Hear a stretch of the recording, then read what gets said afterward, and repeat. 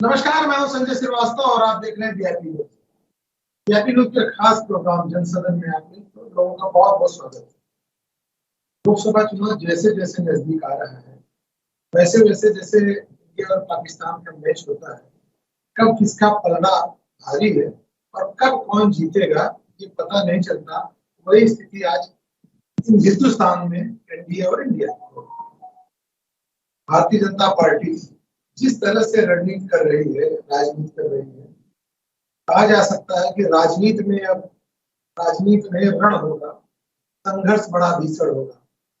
जैसा उन्होंने तैयारी कर रखी है और हम लोगों की भाषा में कहते हैं कि सूत्र बताते हैं, जो सत्र है का आह्वान किया गया है उसमें वन नेशन वन इलेक्शन की बात आ सकती है। इसके आते ही पूरे विपक्ष की तैयारी कैसी है, क्या है और विपक्ष अपने आप को कहां पा रहा है, उस पर चर्चा करें। विपक्ष को भी कमजोर न समझे। जिस तरह से महाराष्ट्र में बैठ के उन्होंने बैठक की है, उसमें कहा जा सकता है संघर्ष के साथी हैं, मिलकर इतिहास लिखेंगे, दुनिया हमें याद करेगी, कुछ ऐसा काम करेंगे। तो दोनों अपनी जगह ताकत लगाए पड़े, लेकिन वन नेशन वन इलेक्शन की बात आती है तो पूरे देश में चर्चा हो रही है। तो उस चर्चा को हम भी जारी रखेंगे और इस महत्वपूर्ण चर्चा में भारतीय जनता पार्टी के युवा सतवीर सिंह चौहान जी है, सतवीर सिंह चौधरी जी है। सतवीर जी, बहुत बहुत स्वागत है आपका। कांग्रेस से दिनेश सिंह कौशल जी हैं, बहुत बहुत स्वागत है दिनेश जी आपका। और इन दोनों के साथ राजनीतिक विश्लेषक के रूप में हमारे साथ है नरेंद्र सिंह जी। नरेंद्र सिंह जी, बहुत बहुत स्वागत है। सबसे पहले आज की चर्चा शुरुआत नरेंद्र सिंह जी से करेंगे। फिर साहब, जैसे जैसे लोकसभा का चुनाव नजदीक आ रहा है, लेकिन बीच में 5 विधानसभा के भी चुनाव है, लेकिन लोकसभा के चुनाव में जिस तरह से राजनीति धारदार होती जा रही है, कभी लगता है आईएनडीआईए इंडिया गठबंधन जो तैयार हुआ है और जिस तरह से मीटिंग की है, मीटिंग के बाद लोगों के हाव भाव बताते हैं कि वह लड़ाई में पूरी ताकत लगा रहे हैं। लेकिन भारतीय जनता पार्टी एनडीए को जिताने के लिए जिस तरह से कभी कभी कोई ऐसा कह लीजिए कि सगुफा छोड़ देती है, या ये कह लीजिए वो ऐसा तीर चला देती है, इनकी पूरी तैयारी कहाँ रखी रह जाती है, उसी के विषय में हम आपसे जानना चाहेंगे। नरेंद्र सिंह। संजय भाई, आपने बचपन में कहानी सुनी होगी, एक कछुआ और एक खरगोश की रेस की, जिसमें जो खरगोश है वो जीत जाता है। तकरीबन उस कहानी को अगर आज देखिए आज के परिप्रेक्ष्य में, तो ये कहानी फिट बैठती है कांग्रेस और बीजेपी की। लेकिन जिस तरह से 2014 में बीजेपी ने दौड़ लगाई थी, उसे पकड़ना बिल्कुल नामुमकिन था। परंतु अब धीरे धीरे वर्षों के साथ धीरे धीरे और पिछले 6-7 महीनों में जिस तरह से माहौल बदला है या परिवर्तन हुआ है, राहुल गांधी की शुरुआत में गए तो राहुल गांधी की भारत जोड़ो यात्रा जब से स्टार्ट हुई है, तब से देश में थोड़ा सा फर्क आया है। और उसके बाद देखिए कर्नाटक का, उससे पहले हिमाचल का इलेक्शन, जिससे ये साबित हुआ कि बीजेपी को हराया जा सकता है। उससे पहले दिल्ली का इलेक्शन हुआ था, जहाँ बीजेपी को हराया जा सकता है। फिर इसी दौरान दिल्ली के म्युनिसिपल इलेक्शन, जो तकरीबन स्टेट इलेक्शन की तरह है, जिस तरह से पैसा वहां पर लगता है एनडीएमसी का। और इसके साथ ही आप कर्नाटक के इलेक्शन की बात करें तो माहौल जो है वो धीरे धीरे बदला है। इसे देखते हुए और जिस तरह से आईएनडीए का गठन हुआ है, जिस तरह से उनकी मीटिंगें एक जगह से दूसरी जगह हो रही है और हर मीटिंग में उनके यहाँ पर वो अपने डिफरेंसेस को सॉर्ट आउट करते चल रहे हैं, इसे देखते हुए एक खलबली तो मची है बाजार में बीजेपी के कैंप में। और जिस तरह से देखिए, अगर आप उस दिन की बात देखिए जिस दिन ये एक जुमला छोड़ा गया था कि पार्लियामेंट का नया सेशन स्टार्ट होगा और वन नेशन वन इलेक्शन का जो जुमला छोड़ा गया था, वो उस दिन छोड़ा गया था जिस दिन राहुल गांधी की प्रेस वार्ता हुई थी सुबह मॉर्निंग में। और जो जिस तरह से वो गरजे थे अडानी के मामले में, और जिस तरह से अडानी के ऊपर रिपोर्ट्स आई थी इंटरनेशनल पब्लिकेशंस में भी कि वो उनके यहाँ धांधली का जो चला था, उसको डाइवर्ट करने के लिए, उसको खबर को दबाने के लिए ये उसी दिन चुना गया था जिस दिन इसे लॉन्च किया गया। और उसी दिन देखिए सारी मीडिया, और पिछले 3 दिनों से सारी मीडिया जो है वो इसी की बात कर रही है कि वन नेशन वन इलेक्शन। और ये कॉन्सेप्ट बहुत पुराना नहीं है, ये कोई नया कॉन्सेप्ट नहीं है संजय भाई। जो सबसे पहले जनरल इलेक्शन देश में हुए थे 1951 में, उस समय पर असेंबली के इलेक्शन और जनरल इलेक्शन एक साथ हुए थे। और तब से लेके 68 तक, जब तक कुछ सरकारों को डिसॉल्व नहीं किया गया, कुछ सरकारों को भंग नहीं किया गया, जब तक ये सारे इलेक्शन तब तक वो वन नेशन वन इलेक्शन ही था। 68-69 में डिस्टर्ब की ये सरकार है, उसके बाद से जो पटरी से हटा है ये मामला, तो फिर वो इलेक्शन हर स्टेट्स में अलग होते चले गए। चलिए ठीक है, मैं लौटूंगा आपके पास, क्योंकि आपने कहा डिस्टर्ब किया गया, किसने डिस्टर्ब किया ये भी हम जानना चाहेंगे। सतवीर जी, आपके तीर को लोगों ने बड़े हल्के में बताना शुरू किया है। अगर मान लीजिए सत्र आपने बुलाया है और एक चर्चा चल रही है कि वन नेशन वन इलेक्शन, क्योंकि ये मोदी जी का एक कह लीजिए कि प्राइम एजेंडा है, मुख्य एजेंडा है, आज से नहीं, वह 2020 से इस चीज को कह रहे हैं कि भाई अब देश में खर्च बचाना चाहिए। सही बात है, आप अगर देखा जाए कहाँ 10,000 करोड़ के खर्च की बात होती है, कहाँ अगर एक साथ चुनाव हो तो 4,500 लोग अनुमान लगा रहे हैं, तो इसमें गलत क्या है। और पूरा विपक्ष, अभी तो नरेंद्र सिंह जी एक समीक्षक के रूप में उन्होंने भी कह दिया कि ये केवल ऐसा शगुफा है जो कि INDIA के द्वारा कल सफल बैठक को दबाने के लिए और कल के लिए ही किया गया था। सतवीर सिंह, चर्चाओं के विषय में जब आपने कहा कि वन नेशन वन इलेक्शन की बात चल रही है, मैं इसलिए कहना चाहूंगा, चाहे नीति आयोग हो, चाहे विधि आयोग हो, चाहे चुनाव आयोग हो, चाहे संविधान समीक्षा आयोग हो, सभी ने इस पे जो तरीके से विचार किया है, लगातार वो विचार कर रहे हैं इस पे। और यही नहीं, मैं आपको बताना चाहूंगा, चाहे 52 का चुनाव हो, 52 के चुनाव से शुरू कर लीजिए 67 के चुनाव तक लगातार वन नेशन वन इलेक्शन के तहत चुनाव होते रहे। अभी पत्रकार महोदय जी ने, जो आपके वरिष्ठ पैनल में है, उन्होंने कहा कि 68-69 में कुछ सरकारें गिराई गई, उस समय कौन सत्ता में था, कौन पावरफुल था, उसको तो पता है, कांग्रेस थी। भाई अपने जब उनकी धरातलीय स्थिति कमजोर होती गई, एक कालखंड था कि प्रधान से लेकर प्रधानमंत्री तक कांग्रेस के होते थे। अब जब स्थितियां कमजोर होती गई, उसके बाद उन्होंने क्या करा कि राज्यों की सरकारों में राष्ट्रपति शासन लगाया गया। इतने छोटे छोटे राज्य जो नॉर्थ ईस्ट स्टेट के है, वहां पर सबसे अधिक अगर लगा भी है, अगर राष्ट्रपति शासन की बात करें तो मणिपुर जैसे राज्य में लगी है। एक बात करिए, मैं चुनाव के वन नेशन वन इलेक्शन के बाद तो उससे पहले जो बात रखना चाहूंगा, सामान्य सी बात है। मैं कहना चाहूंगा कि उन्होंने कहा कि भारत जोड़ो यात्रा की शुरुआत करें। मैं आपको संजय जी बड़ी गंभीरता से चर्चा कर रहे हैं तो बताना चाहूंगा, उसी भारत जोड़ो के तहत आपके चुनाव गुजरात में होते हैं। 32 सीटें ऐसी थी गुजरात के अंदर, स्वतंत्रता के बाद कभी भी कांग्रेस वहां पर नहीं आ रही। 32 सीटें तो छोड़िए, 17 पे आके कांग्रेस वहां पर आ जाती है। तो इतना असर हुआ कि वो भारत जोड़ो यात्रा में कि मतलब जो इतिहास था उस इतिहास को ले गई। और यही नहीं, जिस राज्य में सबसे अधिक प्रधानमंत्री कांग्रेस को दिए हो, चाहे भारत को दिए हो, उस राज्य में केवल एक विधानसभा सीट उनकी रह जाती है। और जिस सीट को बकौती समझते थे अमेठी को, वो सीट भी उनको गंवानी पड़ी। और यही नहीं, आप कहते हो कि हम कमजोर हो गए। एक जब केरल के चुनाव होते हैं, ऐश्वर्य यात्रा निकालते हैं राहुल गांधी, वहां पर जो विधानसभा के चुनाव होते हैं, तो क्या कहते हैं, वो अपने आप कहते हैं कि उत्तर भारत की राजनीति को बेकार है। मतलब कि उन्होंने अपने आप को कितना कमजोर कर दिया। और गठबंधन की बात है, इंडिया गठबंधन की बात है, तो मैं आपको बताना चाहूंगा 3 बैठकें होगी। पहली बैठक आपकी पटना में होती है, दूसरी बेंगलोर में होती है, तीसरी आपकी मुंबई में होती है। ये बैठक क्यों होती है, आप समझिए इसको। ये बैठक के करने का कारण क्या है कि इसका संयोजक कौन बनेगा। अभी तक ये नहीं तय हो पाया 3 बैठकों में कि संयोजक कौन बनेगा। मतलब कि स्पष्ट हो रहा है कि ईटिंग सीटिंग और किस प्रकार से मीडिया के सामने मीटिंग हो रहा है, केवल वही है और कुछ धरातल पर नहीं है। ये सामने अभी आप छोड़िए, उत्तराखंड में देख लीजिए आप, गठबंधन का अगर धर्म निभाया तो मैं बताता हूँ कि गठबंधन का धर्म कैसे निभाया जाता है। अगर किसी को अपनी सीटें अधिक होने के बाद जिसकी सीटें कम हो उसको मुख्यमंत्री बनाना, तो बात हमारी पार्टी है। चाहे बिहार में नीतीश कुमार को बनाना हो, चाहे आपको मायावती को मुख्यमंत्री बनाना हो। मगर गठबंधन का धर्म देखिए, यहाँ पर अभी उपचुनाव उत्तराखंड के अंदर हो रहे हैं।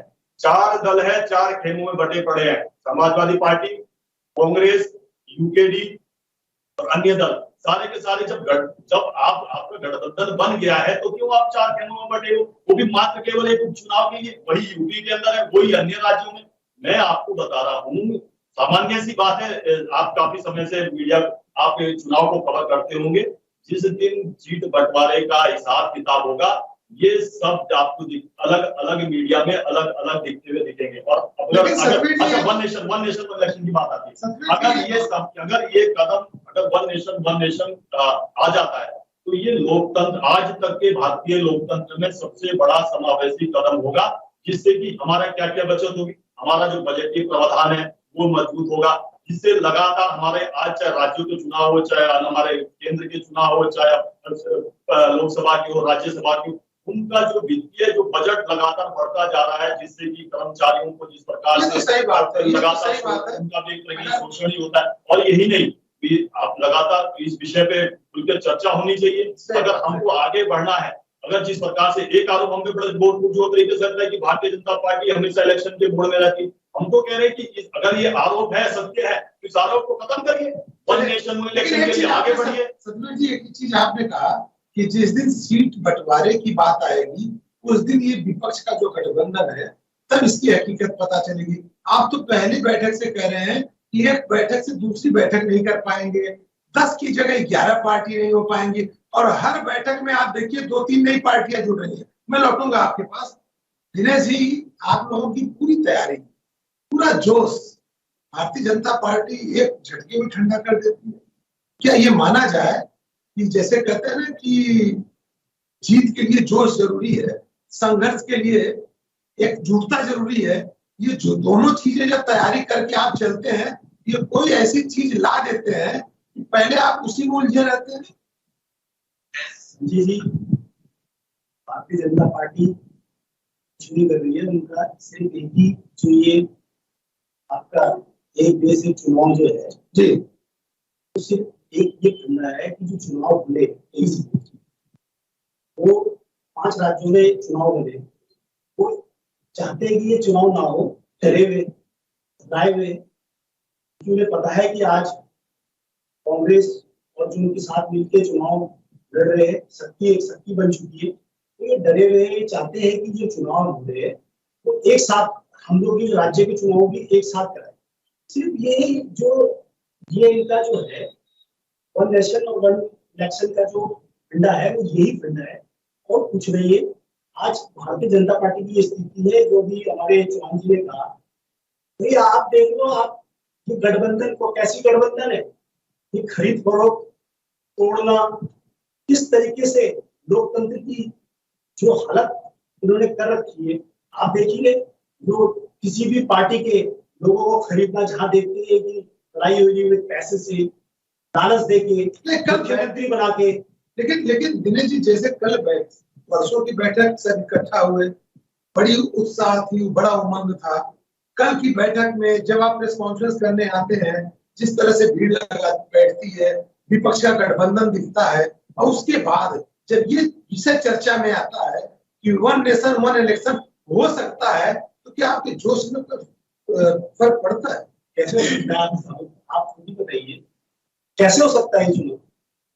एक देश से चुनाव मान गया, अभी पहले चुनाव ऐसी है, एक साल भी नहीं हुआ चुनाव, स्टेटों में चुनाव हो चुके, अभी कर्नाटक में चुनाव हुआ, अब कैसे हो जाएगा आप बताइए? इसका भी कोई, अभी इन्होंने क्या बोलते, कोई रूपरेखा नहीं है, कुछ नहीं है। आप उन्होंने कहा वो तो कह रहे हैं हम लोगों से आमंत्रित कर रहे हैं विचार। उन्होंने बताया एक साथ में क्या फायदा है, अलग अलग में क्या नुकसान है। मैंने आपको बता दिया ना, वो ये डरे हुए है 5 राज्यों में चुनाव होना है, वो एक साथ चुनाव कराना है इन्होंने।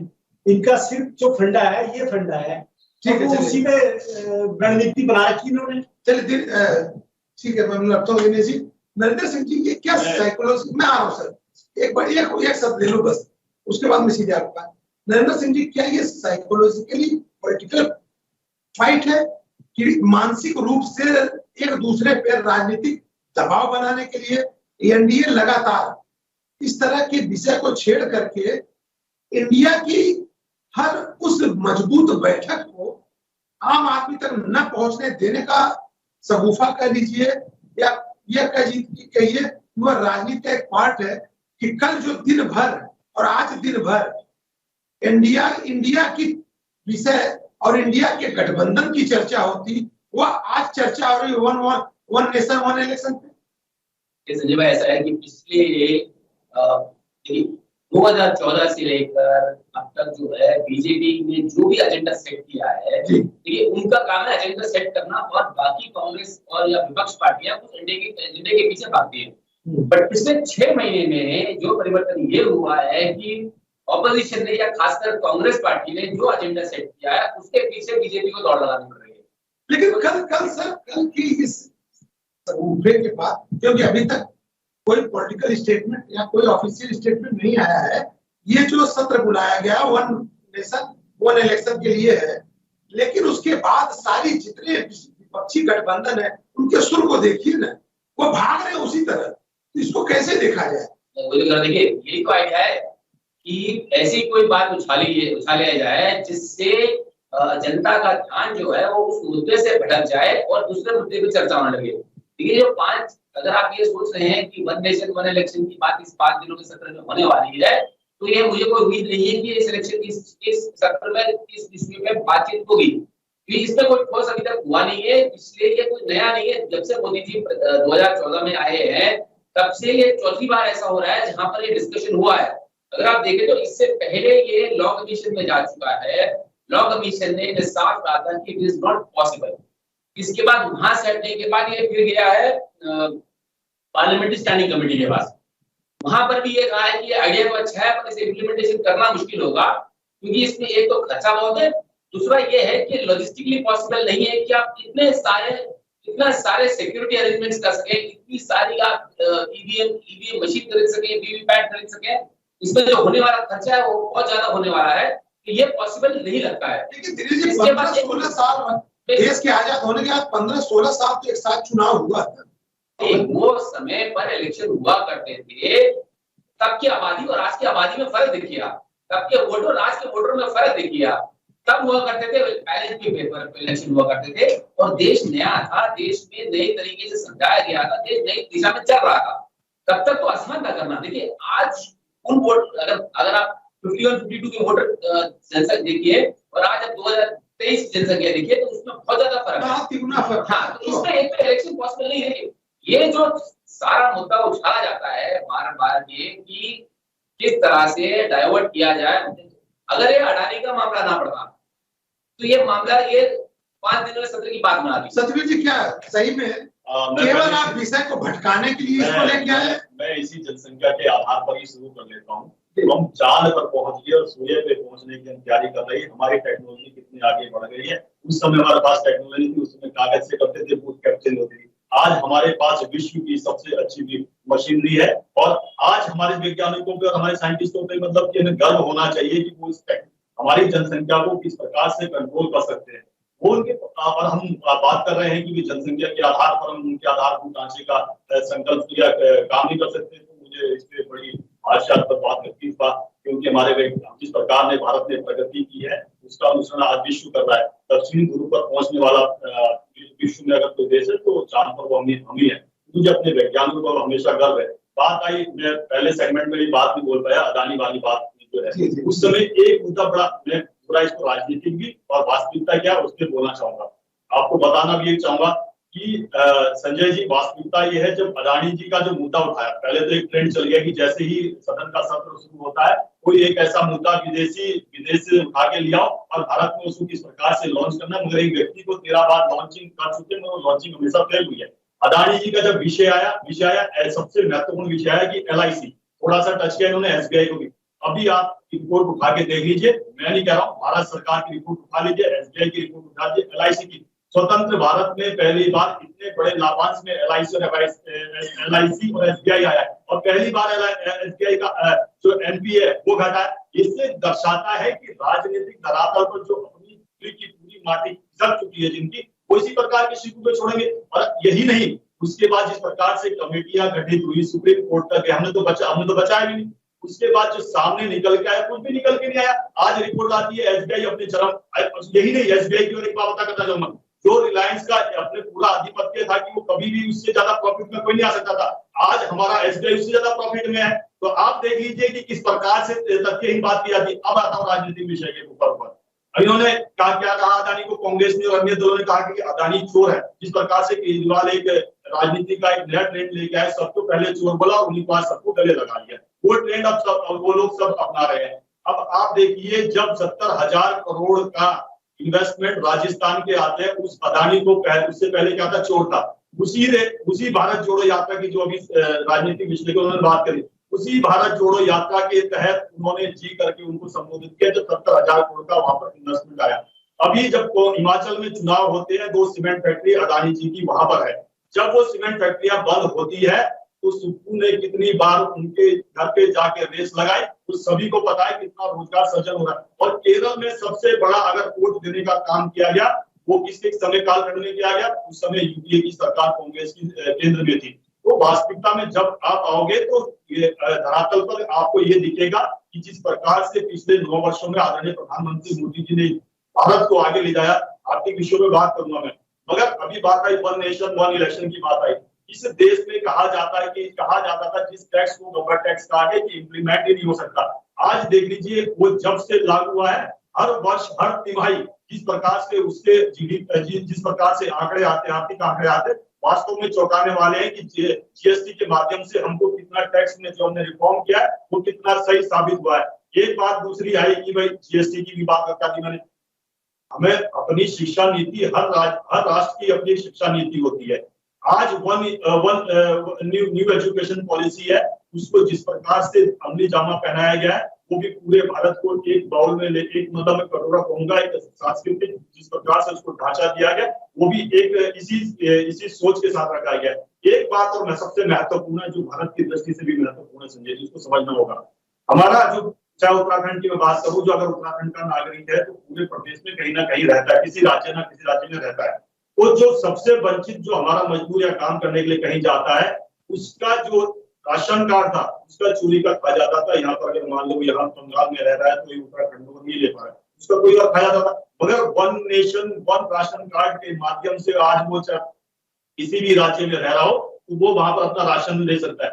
एक एक करके वो कदम उठाए जा रहे हैं जो भारत की आर्थिक स्थिति को मजबूत कर सकता है, विकास के वो आयाम स्थापित कर सकता है। एक आदरणीय प्रधानमंत्री मोदी तो जब 2000 डरने की बात आई है कि अभी राजनीतिक विश्लेषक आज भी डरे, हम डरे तो उस समय भी नहीं थे जब हम 2 थे, आज क्या डरेंगे, आज हम 303 पर है। और लगातार जिस प्रकार से हम जनता के बीच में जाते हैं, उनसे हमारा संपर्क और संवाद रहता है। हमारा कोई ऐसा हफ्ता नहीं जाता जिससे हम उनके बीच में नहीं जाते हैं, उनके दुख सुख में हमेशा साथ रहते हैं। यही आदरणीय प्रधानमंत्री मोदी जी आज विश्व में जिस प्रकार से नेतृत्व कर रहे हैं। यूक्रेन का युद्ध होता है तो आदरणीय प्रधानमंत्री मोदी का मार्गदर्शन माना जाता है।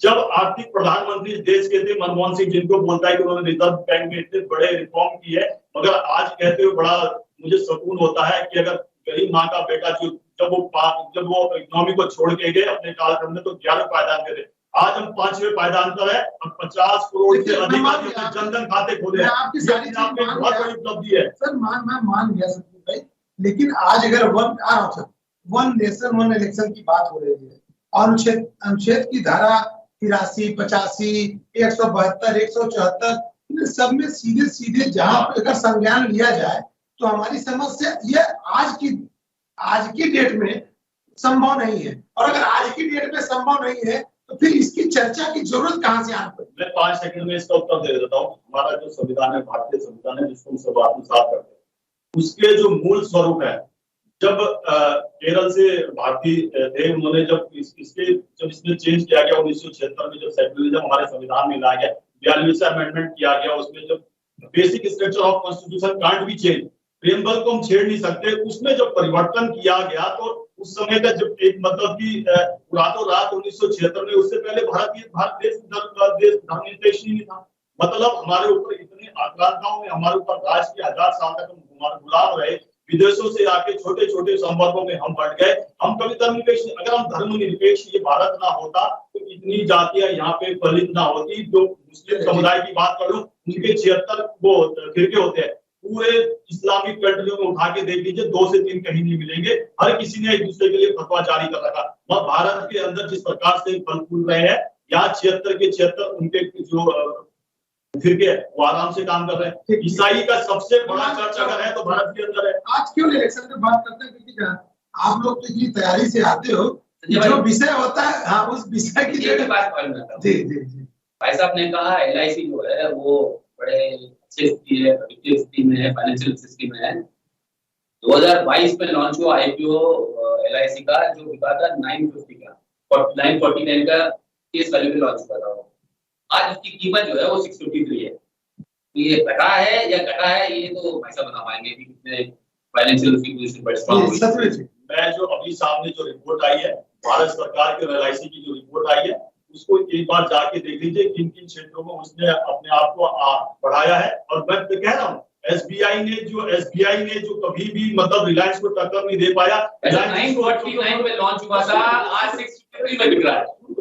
आप रिपोर्ट उठा लीजिए, अनेक सेक्टर होते हैं भाई। SBI के लोन के, जैसे फॉर एग्जांपल मैं SBI के बारे में थोड़ा ज्यादा जानता हूँ, SBI के लोन के अलग अलग सेक्टर्स है भाई, माइक्रो सेक्टर है, मीडियम सेक्टर है, अनेक आपने कहा तो एक बात है, LIC में आपकी पॉलिसी में वो बड़ा है।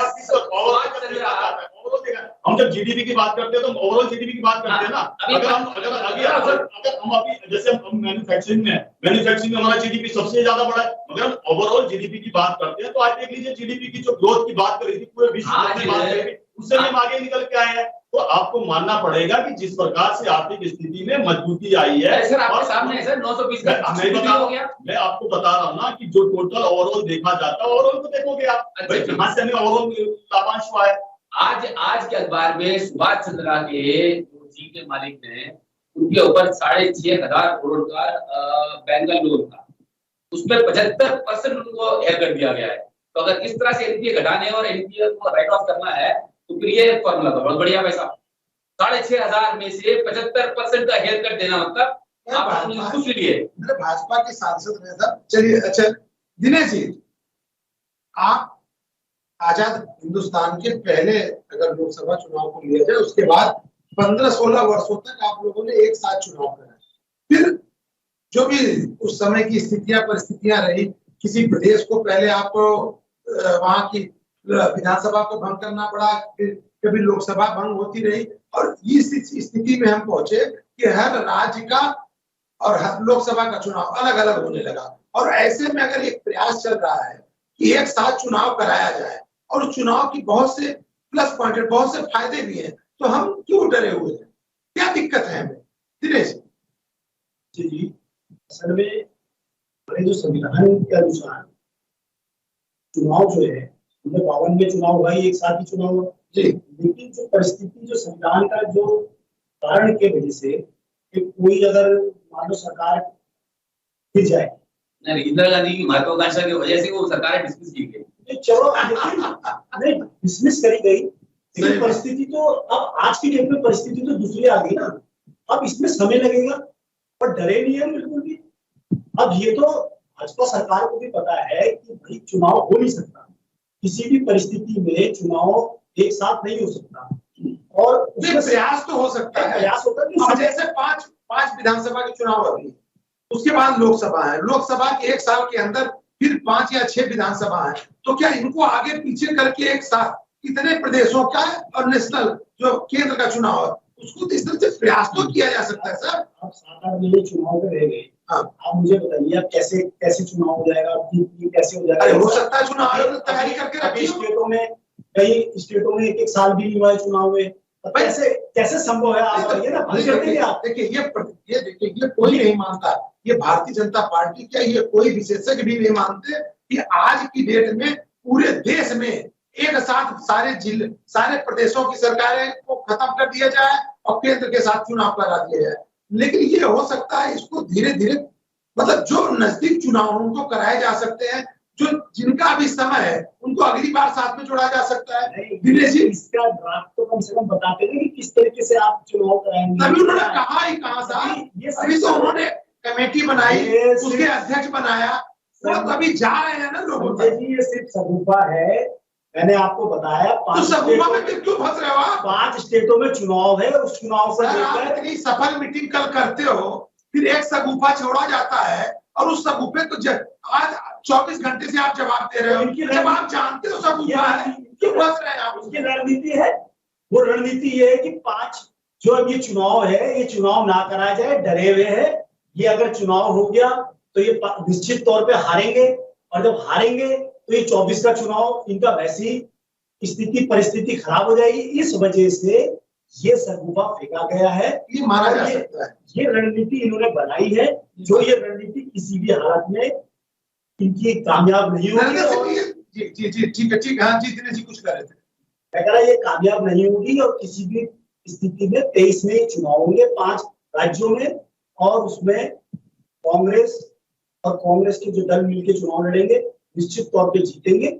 और उनकी परिस्थिति 24 में आप समझ ही सकते हो क्या। नरेंद्र सिंह जी जैसा ये कह रहे हैं, इनकी बात से थोड़ा सा दिनेश जी की मैं सहमत हूँ कि 5 जो राज्य के चुनाव हो रहे हैं, उन 5 राज्यों में जो माहौल है, उस माहौल को बदलने के लिए एक इस तरह की रणनीति की गई है। और दूसरी चीज, राजनीतिक पार्टियां तो रणनीति तो करेंगी ना साहब। नरेंद्र सिंह जी देखिए सर, अभी जो इलेक्शन होने वाले हैं 5 स्टेटों में, मिजोरम, मध्य प्रदेश, राजस्थान, छत्तीसगढ़ और तेलंगाना, इस सारी स्थिति में देखा जाए तो तेलंगाना में बीजेपी बिल्कुल कहीं है नहीं। मिजोरम में अगर आप देखें तो क्योंकि मिजोरम की मैक्सिमम जो मेजॉरिटी कम्युनिटी है वो कुकी कम्युनिटी है, जिसको मणिपुर में जिसका पता नहीं है, ठीक है ना, तो वो मिजोरम इनके हाथ से गया, तेलंगाना इनके हाथ से गया। छत्तीसगढ़ में कांग्रेस की स्थिति बहुत मजबूत है। अपने मध्य प्रदेश में शिवराज सिंह चौहान जी के सत्ता में से जाने की विदाई की लगभग तैयारी है। राजस्थान में जिस तरह देखिए एक जीती हुई बाजी को पलटना ये किया है काम बीजेपी ने, जहां पर वसुंधरा राजे को इनके किसी भी कमेटी में, जितनी भी इलेक्शन कमेटियां बनाई गई हैं, उसमें उनको कहीं भी किसी भी कमेटियों में रखा नहीं गया है। अगर आज ही की खबर देखें, कल की खबर देखें, जहां बीजेपी ने परिवर्तन रैली स्टार्ट करने वाले राजस्थान में, उसी समय पर वसुंधरा राजे ने वहां पर धर्म की यात्रा स्टार्ट कर दी है। कहीं ऐसा तो नहीं, ये जो 5 राज्य आप बता रहे हैं जहां भारतीय जनता पार्टी आपके अनुसार कमजोर लग रही है और केंद्र में वो अपने आप को मजबूत मान के चल रही है, तो वह एक प्रयास कर सकती है, वह एक गेम खेल सकती है कि एक साथ कम से कम कहीं नहीं इन 5 राज्यों का और केंद्र का चुनाव एक साथ करा दिया जाए। कहीं ऐसा तो नहीं? देखिए, एक तो ये टेक्निकल पॉसिबल नहीं है, क्यों लोकसभा को पहले ला दिया जाए, अगर आप विधानसभा के साथ करा दिया जाए। आपसे ये है कि आप लोकसभा को खींच के लाके लाए, और मैं क्या इन जैसे राजस्थान में 10 दिसंबर तक नई सरकार का गठन होना है, ठीक है ना। अब इसमें एक उसको आप पीछे नहीं ले आ सकते, क्योंकि वो आप उसे खींचकर जनरल इलेक्शन के साथ ले आ सकते। आपको जनरल इलेक्शन को लाना पड़ेगा इन इलेक्शन के पास। तो ये माना जाए, ये भी चर्चा का विषय बन सकता है, ये चुनाव लोकसभा का दिसंबर में लाया जाए। देखिए, अब मैं क्यों नहीं लाया जाएगा वो बता दूं। दिसंबर में आपको पता है 20 जनवरी को श्री राम मंदिर का इनॉग्रेशन है, ठीक है ना। और उसके बाद कई ऐसी स्कीमें निकली जाएंगी जो देखिए, जो चीजें आप सत्ता में रह के कर सकते हैं, वो आप एक केयरटेकर प्राइम मिनिस्टर के तौर पे नहीं कर सकते। जिस तरह से आज देखिए हवाई जहाज पूरे देश में दौड़ रहा है, किसी के इलेक्शन में राजस्थान में जो चुनाव होंगे या जो चुनाव 5 स्टेट में हो रहे हैं, जहां पर सरकारी वाहनों का इस्तेमाल किया जा सकता है, एक कुर्सी में रहते हुए वो काम आप एक केयरटेकर की तरह नहीं कर सकते। इसलिए ये बात तो पॉसिबल नहीं है कि प्रधानमंत्री जी लोकसभा के इलेक्शन दिसंबर में किसी हालत में भी करने वाले हैं। ये इस तरह से ये शगुफे छोड़े इसलिए जाते हैं कि विपक्ष के खेमे में खलबली मची रहे। देखिए, जिस तरह से ममता बनर्जी ने, जिस तरह से नीतीश कुमार ने कहना शुरू कर दिया था कि दिसंबर में 4 चुनाव होने वाले हैं, बीजेपी ने सारे हेलीकॉप्टर जो बुक कर लिए हैं, ये कहने मात्र से ये हुआ है कि विपक्ष पर खलबली मच गई है। और जो इस बार अभी इंडिया की मीटिंग हुई मुंबई में, वहां पर ममता बनर्जी और जो छोटे-छोटे दल हैं, ये सब कुछ करने लगे कि जल्दी से जल्दी आप सीट अरेंजमेंट कराइए। कांग्रेस पार्टी ये चाहती है कि जो पहले 5 इलेक्शन जो स्टेटों के हैं जहां उनकी सीट जीतने की संभावना है, वो पहले शांतिपूर्ण निपट जाए, उसके बाद वो सीट शेयरिंग की बात करें। चलिए ठीक है सतवीर जी, कहीं सही में विपक्षी खेमे में खलबली के लिए खेला गया आपका राजनीतिक खेल है ये? मैं नरेंद्र जी को थोड़ा स्मरण करा दूं, जब कांग्रेस के बड़े गुणगान कर रहे हैं तो मैंने 1 साल का मैंने इंदिरा गांधी की महत्व से कह दिया, 1 सेकंड के लिए बोला। हाँ, तो बाकी तो पूरा विश्लेषण हमारी को हो रहा है, कोई नहीं, मैं उसको आपका मौलिक अधिकार है, आपका सवाल पूछेंगे ना। हाँ, तो अच्छा, छत्तीसगढ़ का आपने विश्लेषण नहीं किया, राजस्थान का आपने विश्लेषण, छत्तीसगढ़ में जीतने वाले वो आपके पास है कौन छत्तीसगढ़ में? अभी रमन सिंह जी को आपने बर्फ में लगा दिया है, कौन है आपके पास बताइए छत्तीसगढ़ में? सब कुछ बता। छत्तीसगढ़ में जो पार्टी भ्रष्टाचार के आकंठ में पूरी डूबी हो, अगर राजनीतिक विश्लेषक के उस पर एक लाइन भी टिप्पणी ना करें तो वास्तविकता में समझ सकते हो कि रिजल्ट क्या है। पहले मैं बाद में आऊंगा इन राज्यों पे, पहले मैं आपको एक साल का स्मरण करा दूं। 11 राज्यों में चुनाव हुए, 11 राज्यों में से 8 राज्यों में हम, एक राज्य में कांग्रेस जीती और दूसरा एक, और उसके बाद एक और आपको सुनिए। और एक जहां इनकी किसान आंदोलन चला था, किसान आंदोलन में सबसे ज्यादा किसान कहां से आए थे, सबसे ज्यादा ट्रैक्टर कहां से आए थे, और कौन लाल किले की प्राचीर पे चढ़े थे झंडे उतारने? उस राज्य में कांग्रेस 0 हो गई। पंजाब में आप बता दीजिए कि 8 राज्य में उत्तराखंड हो गया, गुजरात आपका हो गया, आपका क्या कहते हैं कि उत्तर प्रदेश हो गया, आपका गोवा हो गया, आपके नॉर्थ ईस्ट स्टेट में राज्य हो गए। ये तमाम राज्य है। अगर आप चाहो तो मैं पूरा 1 साल का आपको कैलेंडर दे दूंगा कब कब चुनाव भी हुए थे। और राजस्थान की ये स्थिति है संजय जी कि वहां मंत्री अपनी सदन में जवाब दे रहा है, उसको सदन से ही बर्खास्त कर दिया जाता है केवल इसलिए उसने ये बोला कि महिलाओं का देखना है, सबसे ज्यादा अत्याचार अगर हो रहे हैं तो राजस्थान के अंदर हो रहे हैं। इसका भी उन्होंने विश्लेषण नहीं किया। सही बात है, विश्लेषण होना चाहिए तो पूरा होना चाहिए अगर आप विशेषज्ञ के रूप में। और लेकिन इन्होंने किया इंदिरा गांधी जी को इन्होंने स्मरण दिलाया, कांग्रेस को स्मरण दिलाया साहब। 2 सेकंड के लिए स्मरण दिखाना और पूरा दिखाना। हम मणिपुर पे भी चर्चा, मैं बड़ा संवेदनशील होकर बात करूंगा। अगर आप मणिपुर के लिए इतने संवेदनशील होते, आदरणीय प्रधानमंत्री मोदी जी ने जब पूरा उद्बोधन दिया, व्याख्यान उसके अंदर किया, तो गौरव गोगोई को ये अधिकार था, संविधान के अनुसार, संसद के अनुसार यह नियम था, रूल बुक के अनुसार यह नियम था कि प्रधानमंत्री जी के जब संबोधन पूरा हो जाता वो उनसे सवाल जवाब करते। मगर किस प्रकार से अपनी राजनीतिक महत्वाकांक्षाओं को साधना है, ना तो प्रधानमंत्री जी को सुना, ना कोई जवाब देने के लिए उपस्थित हुआ। इससे ये स्पष्ट आता है कि किस प्रकार से राजनीति साधनी है। मगर मैं आपको बता देना चाहता हूँ, चाहे हाथरस हो, चाहे आपका जो गुजरात के अंदर जो एक पुल टूटा था, या जिस प्रकार से किसान आंदोलन, ये सारे के सारे आपने देखा। उसके बाद वो तमाम चुनाव हुए, कांग्रेस के जिस प्रकार से मटिया पीली थी। और एक और बिहार से लेके बात करता हूँ, पहली मीटिंग गठबंधन की कहाँ हुई? बिहार के अंदर हुई। एक जो सुपारी के बराबर पार्टी है, उस पार्टी के नेता ने अपनी महत्वाकांक्षा के लिए किस प्रकार से, उसको तो तमाम उदाहरण है। उसने तो अपनी महत्वाकांक्षा पूर्ण करने के लिए किस प्रकार से एक बिल के लिए पूरी पार्टी को, जब भी उससे सहमत नहीं हुई तो छोड़ के चले गए। वो ध्यान से